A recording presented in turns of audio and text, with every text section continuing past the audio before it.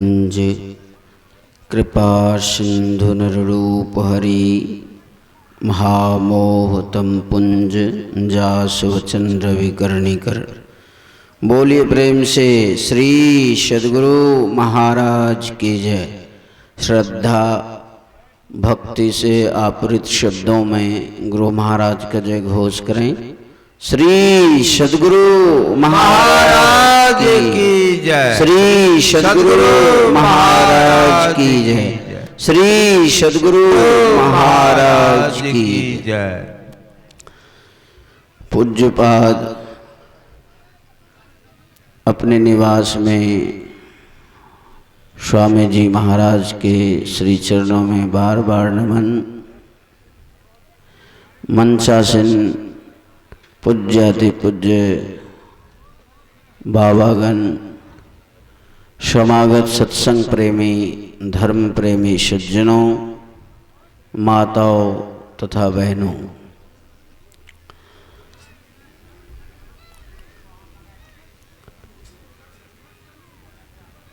दिल्ली में एक railway station है जिस रेलवे स्टेशन का नाम है हजरत निजामुद्दीन।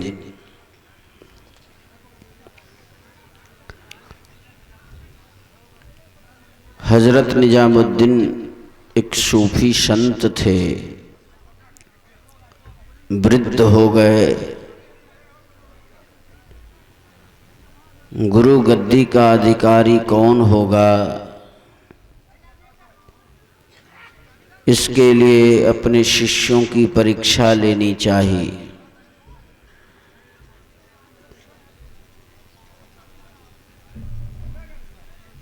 बड़ा गजब का परीक्षा हुआ कि अपने सारे शिष्यों को लेकर बाजार चला गया। जो कभी भी हजरत निजामुद्दीन बाजार नहीं जाते थे, लेकिन आज पहली बार अपने सारे शिष्यों को लेकर बाजार चले गए। चलो कोई बात नहीं, बाजार चले गए तो चले गए। बाजार में जाकर सीधे शराब की दुकान पर चले गए। शिष्य लोगों के मन में हुआ कि एक तो बाजार आना नहीं चाहिए था और वो भी शराब की दुकान पर,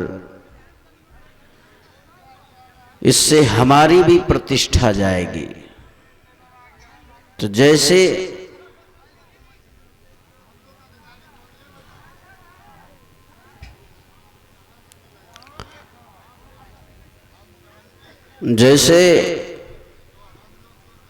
शराब की दुकान पर गए, बहुत सारे शिष्य दबे पैर वहां से निकल गए। हजरत निजामुद्दीन ने शराब की दुकान से एक शराब की बोतल खरीदी। जब बोतल खरीदा गया तो और सभी शिष्य, बहुत शिष्य निकल गए कि अब इज्जत प्रतिष्ठा बचने वाली नहीं है, लोग क्या कहेंगे। हद तो तब हो गई जब वो शराब की बोतल पर सीधे वेश्या के कोठे पर पहुंच गया, शराब की बोतल लेकर। और सारे शिष्य निकल गए,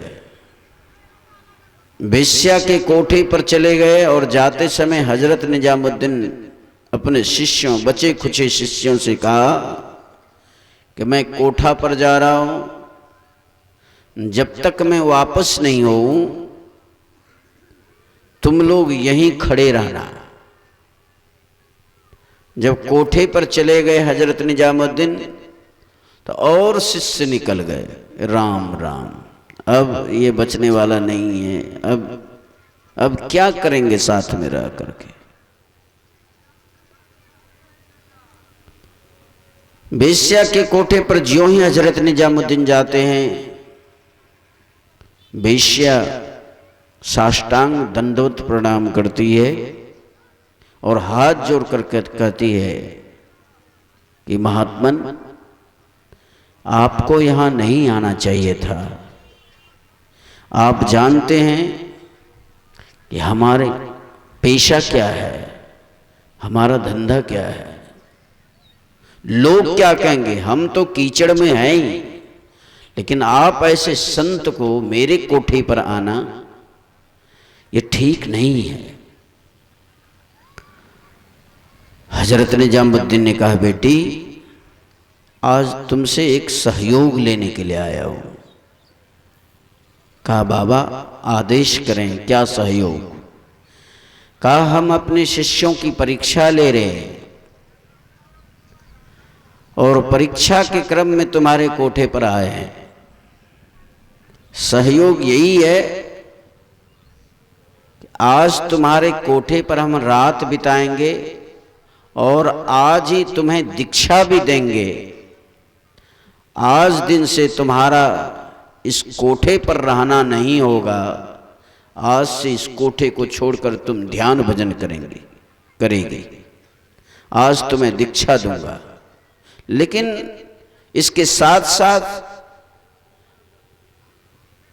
हम अपने शिष्यों की परीक्षा भी ले रहे हैं और तुम्हारा भी काम बनेगा। बहुत प्रसन्न हुई वेश्या। कहा, गुरुदेव ये तो मेरा अहोभाग्य है। तो क्या करते हैं, एक बोतल में रंगीन पानी भरकर हजरत निजामुद्दीन अपने हाथ में ले लेते हैं और उस शराब की बोतल को फेंक देते हैं और नीचे में जो शिष्य थे उनको दिखा दिखा कर वो रंगीन पानी पी रहे हैं हजरत निजामुद्दीन, ताकि शिष्यों को लगे कि ये शराब पी रहे हैं। जब शिष्यों ने देखा कि गुरुदेव कोठे पर शराब पी रहे हैं तो और शिष्य निकल गए।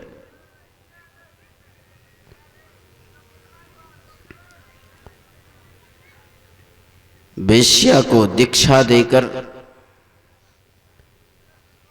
हजरत निजामुद्दीन भी ध्यान पर बैठे और वेश्या भी ध्यान पर बैठी। रात भर दोनों ध्यान पर बैठे रहे, समाधि लग गई दोनों की। आज वेश्या का महापुण्य उदय हुआ, जो गुरु के सानिध्य में ध्यानाभ्यास कर रहे हैं।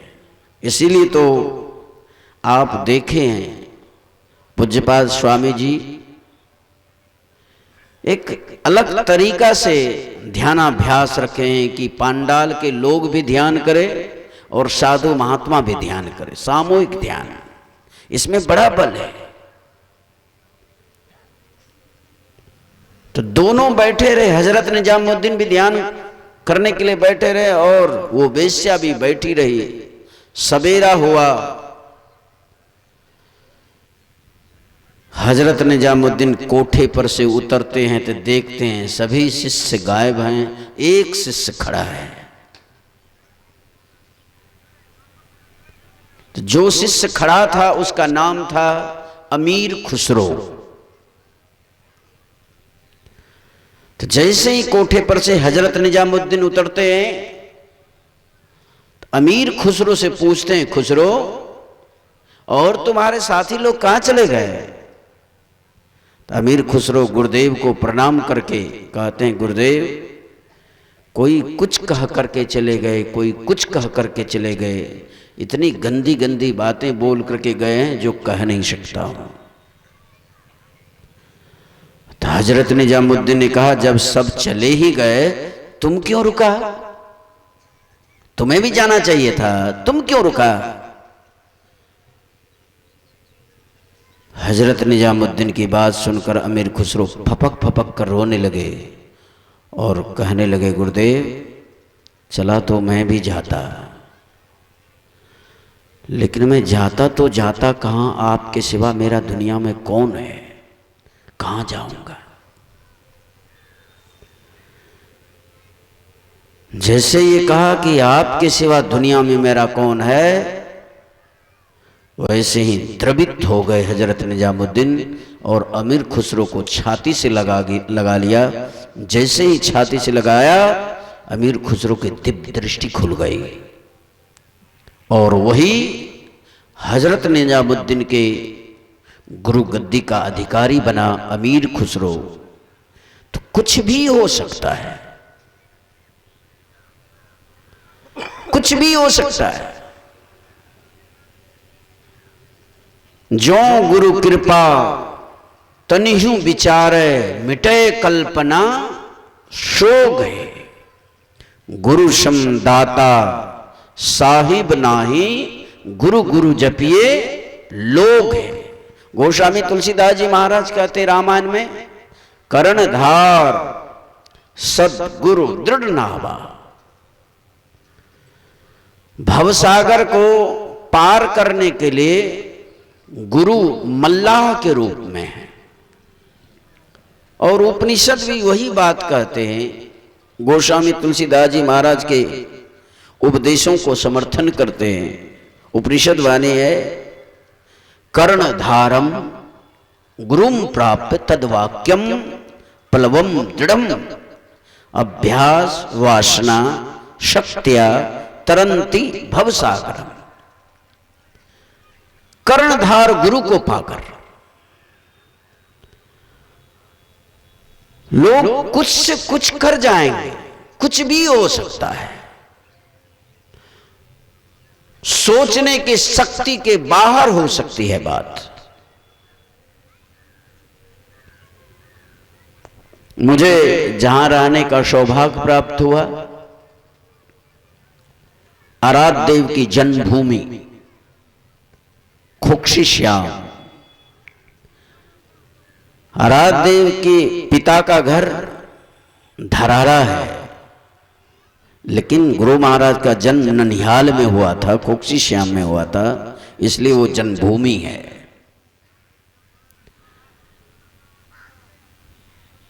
उन्नीस सौ 76 ईस्वी में स्वयं गुरु महाराज ने कहने की कृपा की कटिहार डीएस कॉलेज के मैदान में कि मेरा जन्म स्थान खोक्षी श्याम है। वहां संत शिष्य सूरज एक मेरे शिष्य हैं, बड़े निर्भीक हैं। वो इंदिरा गांधी से बात कराए हैं, गुरु महाराज जी कहते हैं। तो वही सौभाग्य मिला और नजदीक से मुझे पूज्यपात संत शिशु सूर्य महाराज को देखने का सौभाग्य प्राप्त हुआ। गुरु महाराज के बड़े शिष्यों में ऊंचे दर्जे के अंतर्यामी शिष्य थे संत शिशु सूर्य महाराज। तो एक बार कुप्पा घाट चले गए। किनके साथ में? तो बिहार के तत्कालीन मुख्यमंत्री दरोगा प्रसाद राय के साथ में हेलीकॉप्टर से जाकर के प्रणाम करते हैं गुरु महाराज को संत शिशु बाबा और दरोगा प्रसाद राय। तो गुरु महाराज हंसी करके पूछते हैं संत शिशु बाबा से कि शिशु का जीव जो पटना से कैसे आया था? तो शिशु बाबा कहते हैं हुजूर,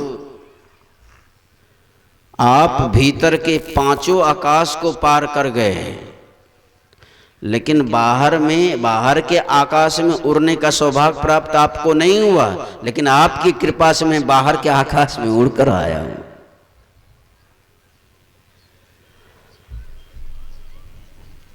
और कहते कहते फपक फपक कर रोने लगे संत शिशु बाबा। गुरु महाराज कहते हैं रोता क्यों है? कहा हुजूर, एक समय था मेरे जीवन में, मैं छोटा बच्चा था,